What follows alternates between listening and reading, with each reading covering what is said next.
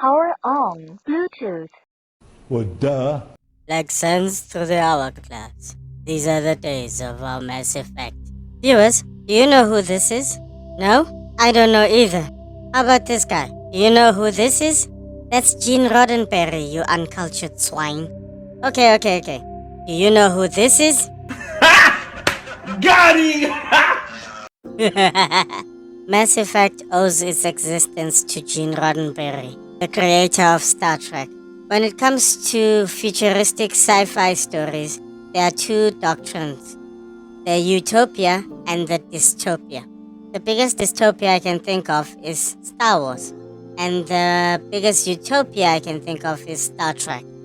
Mass Effect predicted the 3D printer and the cell phone and other futuristic technologies that we take for granted today. And if you notice on Star Trek, they issue voice commands to their computers. Alexa, Google Assist, and Siri, anyone? I cannot overstate the importance of Star Trek to the Mass Effect franchise. In terms of inspiration and alien design, Mass Effect drops us into an utopia filled with a strong alien cast, dripping with character, and milquetoast humans with a generous helping of racism. Let me hit you with some lore. We're gonna start with the most badass species in the universe, the Krogans. Long ago, there was a sentient species of bug-like creatures known as the Rachni.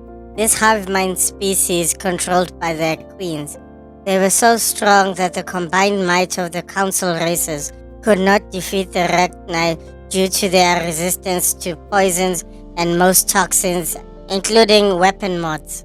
The Galactic Council knew of the Krogan due to their use of nuclear weapons. The Krogans fought a nuclear war that was so bad that it turned their homeworld of Tuchanka into a nuclear wasteland. But the Krogans were so badass that they survived the nuclear holocaust because the Krogans had multiple redundant organs.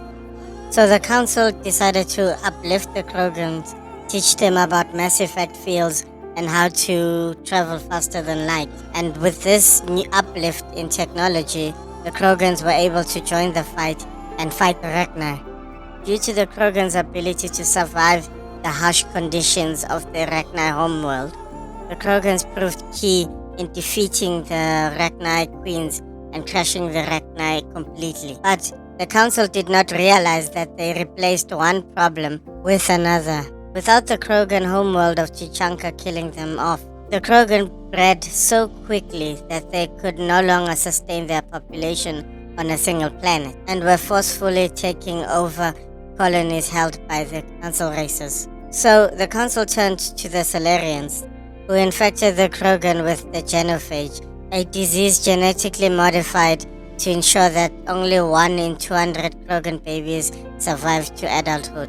Then the Council decided to bring in the Turians to crush the rest of the Krogan rebellion. These are the same Turians that the humans would later fight in the First Contact War.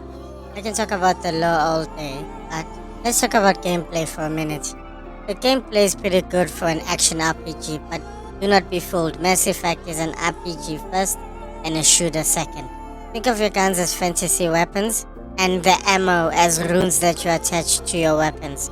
For example, you get cryo runes, fire runes, and your biotics as magic spells or potions that you use to move the enemy out of cover or to knock them down. Mass Effect's combat shines when you don't play it as a traditional cover shooter. Get out of cover and fight using your abilities. Let's talk about Noveria, my favorite mission in Mass Effect. I love the way this mission is designed. Your goal is simple: to get a key to access the garage so you can drive out of Ancient Station. The reason I love this mission is that the developers give you 5 different ways of accomplishing your mission. So the first method is to help Lorraine. Now, Lorraine has some incriminating evidence against Annaleus, who is the administrator of the Ancient Station. You will have to kill some of Annaleus's people who are investigating Lorraine. As soon as you finish this part of the mission, 2 options will be available to you. Annaleus's assistant, Gianna Perasini, who's working undercover investigating Annaleus, will ask you to try to convince Lorraine to testify against Annaleus. The second option you can take is just go to Lorraine, give him the evidence, and he'll give you the key, and you'll be on your way. The third method, which is much more interesting in my opinion, is to convince Lorraine to testify, then go back to Annaleus' office. Instead of talking to Gianna, go around her and snitch on her to Annaleus, and my favorite cutscene will play. Your secretary is a plant for the executive board. Internal affairs, she said. That is good to know. Would you mind stepping outside? I'm afraid I will have to let Miss Parasini go. It can't wait.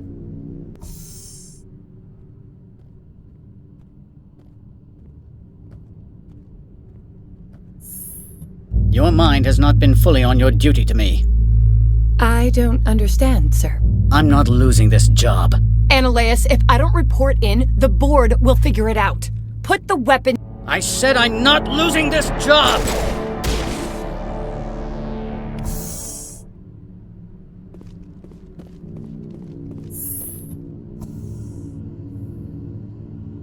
Mother of... Corporal, secure the area. Keep everyone out of here, now! Yes, ma'am. What happened here, Commander Shepard? Beats me. I just got here myself. Liar! Most people don't know about this cutscene, by the way. The two of them will kill each other, and you can take the key from Annaleus' body. The fourth option is just when you go back to Annaleus' office, talk to Gianna, she will arrest Annaleus, and then she'll give you the key. During the recording of this video, I discovered a fifth method, and this is perfect for speedrunners. As soon as you get to Henshin Station, there'll be a door on your right. Speak to that merchant, he'll ask you to smuggle a package in for him. Say yes, then go and collect the package. Instead of going to the merchant whose name is Oppold, go to Annaleus with the package. Give it to him. You'll need a high speech score to convince Annaleus to give you the package, which is some biotic mods, including the key for the garage. And that's the quickest way to get around all of this, but you're missing part of the story. Let's talk about some downsides. Although Mass Effect's strongest attribute is its dialogue system, it does fall apart in some places. Some of your dialogue choices don't match exactly what you intended to say. The Shadow Broker paid me to kill him. I don't leave jobs half done. We don't shoot unarmed prisoners. Another downside is the Galactic Council. Either the Council is grossly incompetent, or they think so little of the human race that they make Ashley, motherfucking Ashley, seem like a reasonable person. These are the stupidest council I've ever seen. Honestly, these guys belong in the ANC.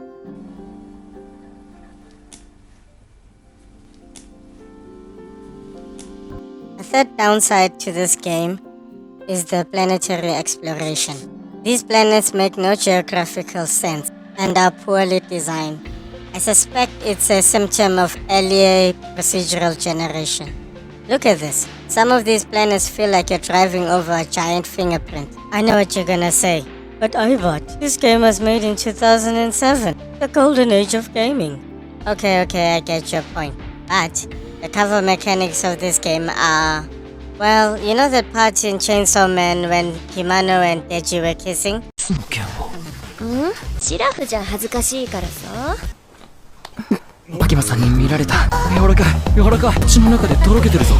ゲロだ! This is a perfect description of the cover mechanics. Seriously, think about sucking on vomit. I don't know where I'm going with this analogy, but if I'm going to be traumatized, so are you. Sharing is caring on all that. One last thing. Don't play a soldier. Soldier is a waste of time. Ever since they rebalanced the combat in the Legendary Edition, soldiers are effectively useless. It's a waste of time to go with a soldier build, as you will spend most of your time fighting the awful cover system. In conclusion, Mass Effect is one of my favorite games of all time, and I cannot recommend this game highly enough. This game forms one of the cornerstones of Western action RPGs, and if you're a Star Trek fan, give it a go. You'll really love this game. FM Tenor. Power off.